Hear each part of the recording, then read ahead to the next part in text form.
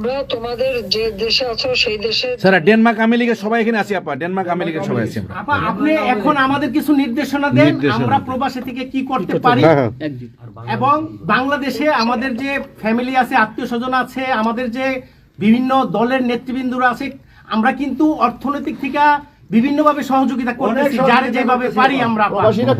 বাকিটা আপা আপনি নির্দেশনা দেন, আপনার নির্দেশনার মতো আমরা কাজ করবো বাংলাদেশে এবং প্রবাসে। তোমাদের যেটা করতে হবে একটা হচ্ছে তোমরা যে দেশে আছো সেই দেশের আইন কানুন মেনে ইউতে ইউরোপিয়ান ইউনিয়নে যেখানে তোমার ওখানকার পার্লামেন্টে যেখানে আছো সব জায়গায় এই জনমত তৈরি করতে হবে।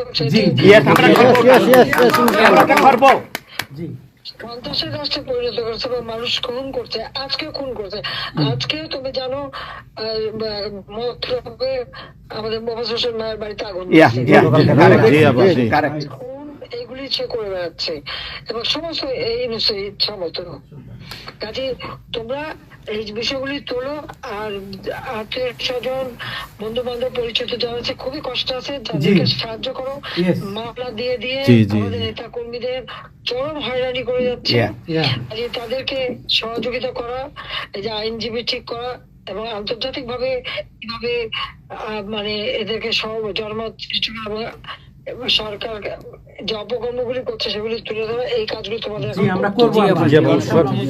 আপা একটা জিনিস একটু সন্দেহ লাগতেছে আপা, দলের সাথে তোমরা থাকবা, কাজ করবা, আর দেশের ভিতরে মানুষকে যে এই সরকারকে না তাড়ালে দেশের মানুষের মুক্তি দেয়, যে এরা জঙ্গিদের সাথে হাত মিলিয়ে এই নিউজ যাকে সবচেয়ে বেশি সুবিধা আমি দিচ্ছি, গ্রামীণ ব্যাংকে 400 কোটি টাকা আমি দিয়েছিলাম যখন 96 সালে সরকারে ছিলাম, ব্যাংকটা বসে যাচ্ছিল। আমাদের অপরাধটা কি ছিল? কারণ ইউনুসের কথায় তারা এই হত্যাকাণ্ড চালিয়েছে এবং সেটা তারা বলছে।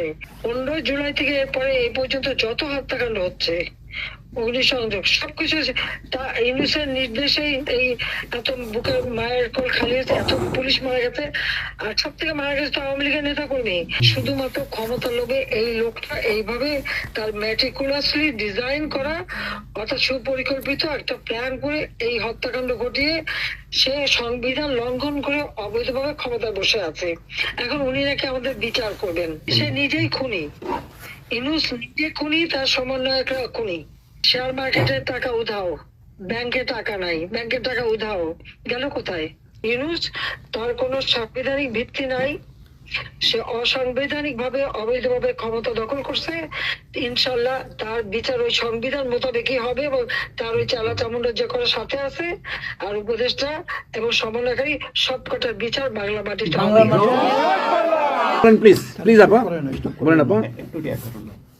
আমি যে কথাগুলি বলি রাখো, তোমার রেকর্ড করে রাখো, তোমার প্রচার করো, আমার আপত্তি নেই।